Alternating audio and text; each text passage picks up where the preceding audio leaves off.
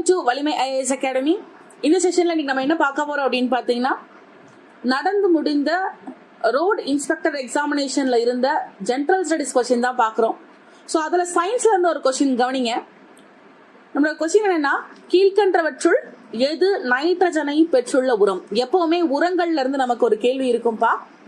உரங்கள்ல இருந்து கண்டிப்பா ஒரு கொஸ்டின் வரும். அதே போல பூச்சிக்கொல்லிகள்ல இருந்தும் ஒரு கேள்வி வரும். ஓகே, ஃபர்ஸ்ட் ஆங்கிலத்துல கவனிங்க. among the following which is a nitrogenous fertilizer? Okay, ஃபெர்டிலைசர்ல இருந்து ஒரு கொஸ்டின் வரும். அதுக்கான ஆன்சர் என்ன அப்படின்னு பாத்தீங்கன்னா, யூரியா.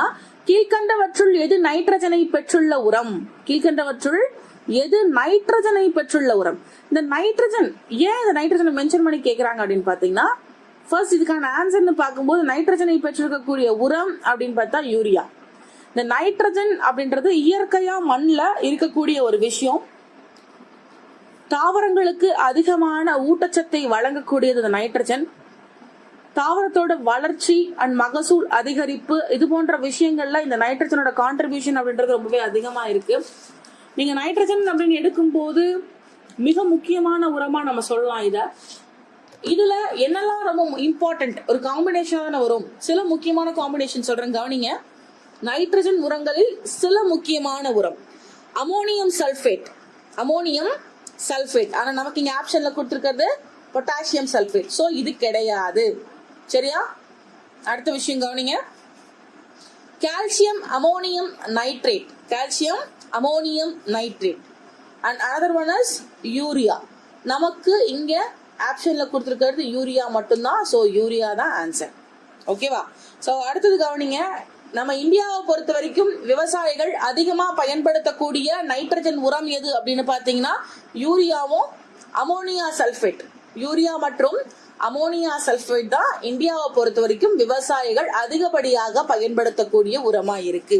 ஓகே, சோ நைட்ரஜனோட உரங்கள் அப்படின்னு எடுத்தீங்கன்னா, இதோட வடிவங்கள் நம்ம செக்ரிகேட் பண்ணும்போது ஒரு 3 விஷயம் சொல்லலாம்.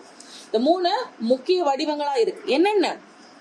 நைட்ரஜன் உரம் 1 அமோனியம் வடிவத்தில் இருக்கும், 2 நைட்ரேட் வடிவத்துல இருக்கு, 3 யூரியா வடிவத்துல இருக்கு. ஓகேவா?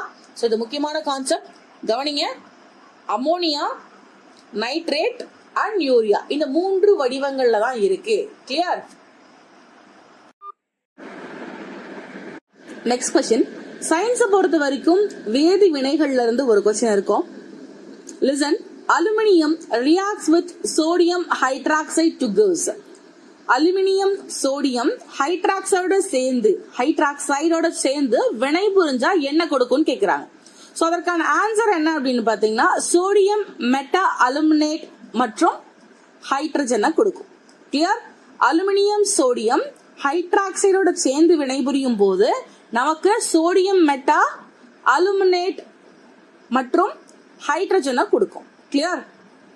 சி கைஸ், பேட்டர்னை கிளியரா அனலைஸ் பண்ணுங்க, கவனிங்க. பாருங்க, நமக்கு சம்ஸ் அப்படின்றது முன்ன அதிகமா இருக்காது. இப்போ நமக்கு பிசிக்ஸ்ல இருந்து சம்ஸும் கேக்குறாங்க. என்ன மாதிரியான சம் கேக்குறாங்கன்னு பாருங்க. திசை வேகத்தை கணக்கிடுக. ஓகே, திசை வேகத்தை கணக்கிட சொல்லி ஒரு கேள்வி கேட்டிருக்காங்க. அதே போல இன்னொரு ஒரு சம் இருக்கு. நம்ம அந்த மின்தடை எல்லாம் யூஸ் பண்ணி போடுவோம் இல்லையா? சோ அதுல வெப்பம் உருவாகக்கூடிய வெப்பத்தின் அளவு, திசை வேகத்துல இருந்து ஒரு கேள்வி இருக்கு. அதே போல வெப்பத்தின் அளவை பொறுத்த ஒரு கேள்வி இருக்கு. சோ பிசிக்ஸை பொறுத்த வரைக்கும் நம்மளோட 10th புக்லாம் எடுத்தீங்கன்னா பேக் சைட்ஸ்ல சம்ஸ் இருக்கும். அதெல்லாம் ஒர்க் அவுட் பண்ணி பாத்துக்கோங்க. That is most important. So அடுத்த விஷயம் கவனிங்க. இந்திய ராணுவத்துல முதலாக பெண் ராணுவ போலீஸ் வீரர்களை எந்த ஆண்டுல இருந்து சேர்த்துக்கிறாங்க அப்படின்னு பாப்போம். So listen. The first batch of women military police was introduced in the Indian Army. So எப்போ இருந்து இந்தியன் ஆர்மில எடுத்துக்கிறாங்கன்னு பாத்தீங்கன்னா, மே 2021ல இருந்து தான் இந்தியன் ஆர்மில உமன்ஸை எடுத்துக்கிறாங்க. எப்போ இருந்து? மே 2021ல இருந்து எடுத்துக்கிறாங்க. சோ இதுக்கப்புறம் இது மாறுது அப்படின்னு பாத்தீங்கன்னா, நம்மளோட இந்திய ராணுவத்தின் தளபதியா பிபின் ராவத் பொறுப்புக்கு வந்ததுக்கு அப்புறம், நம்ம பிபின் ராவத் எல்லாருக்குமே தெரியும். சோ அவர் பொறுப்புக்கு வந்ததுக்கு அப்புறம் தான் ராணுவத்துல எல்லா மட்டங்கள்லயும் பெண்கள் பணி அமர்த்தணும், பெண்களை பணியில இருக்க செய்யணும் அப்படின்றதுக்கான நடவடிக்கைகளை எடுக்கிறாரு. சோ அதுக்கப்புறம் தான் மே 2021ல என்ன ஆகுது, பெண்களை ரெக்ரூட் பண்ண ஆரம்பிக்கிறாங்க. சோ அப்பதான் அவங்கள சேர்த்துக்கிறாங்க. கிளியர்? கைஸ் உங்களுக்கு இது ரெலவெண்டா டவுட் இருக்கு அப்படின்னா கமெண்ட் பண்ணுங்க. தேங்க்யூ ஃபார் வாட்சிங்.